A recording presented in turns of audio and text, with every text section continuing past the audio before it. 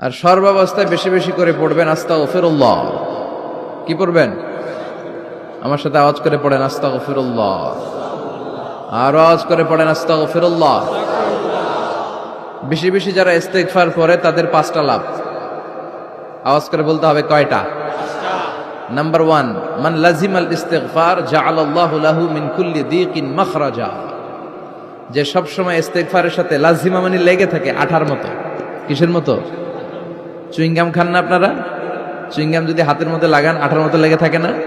বাচ্চারা আবার দুষ্টামি করে চুইংগাম খেয়ে আরেকজনের চুলের মধ্যে লাগায় দেয়, আছে না নাই? তখন সরিষার তেল দিয়ে ছুটাইতে হয়, তাই না? তো মান লাজিমাল ইস্তিগফার, যে ইস্তিগফারের সাথে আঠার মতো লেগে থাকে, সে 5টা জিনিস পায় জীবনে। চিল্লায় বলেন না কয়টা? 1 নাম্বার, জাআলাল্লাহু লাহু মিন কুল্লি দীকিন মাখরাজা। সব বিপদ থেকে তার উদ্ধার করে কে? আল্লাহ। আমাদের জীবনে বিপদ আপদ আছে না নাই? কম না বেশি? কত বিপদ, কত ধরনের বিপদ। যে কোনো সময় দুর্ঘটনা হতে পারে, রোড অ্যাক্সিডেন্ট, আছে না নাই? যে কোনো সময় গুম হয়ে যেতে পারেন, আপনারা খুঁজে পাবেন আপনার স্বজনরা। যে কোনো সময় ক্রস ফায়ারের মধ্যে পড়তে পারেন, ঠিক কি না? যে কোনো সময় বজ্রপাতে আপনি নিহত হতে পারেন, ভূমিকম্পের মাঝখানে পড়তে পারেন, দুজন কোবাকবি লাগছে, আপনি মাঝখানে, হইতে পারে না? জাআলাল্লাহু লাহু মিন কুল্লি দীকিন মাখরাজা। এরকম সব ধরনের বিপদ থেকে তারে রক্ষা করবে কে? আল্লাহ। যদি ইস্তিগফারের সাথে আঠার মতো লেগে থাকা যায়। এই হলো নাম্বার 1। নাম্বার 2, ওমিন কুল্লি হাম্মিন ফারাজা। যে সব সময় আঠার মতো ইস্তিগফারের সাথে লেগে থাকবে, আল্লাহ তাকে দুশ্চিন্তা থেকে মুক্তি দিবেন, তার কোনো টেনশন থাকবে না। সুবহানাল্লাহ পড়েন। আমাদের জীবনে টেনশন আছে না নাই?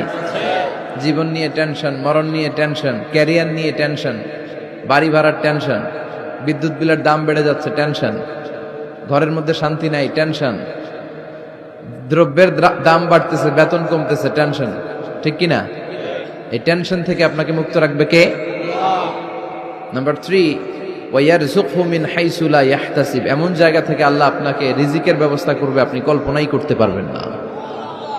রিজিক দেওয়ার মালিক কে? কেউ যেটা পারে না, পারে কে?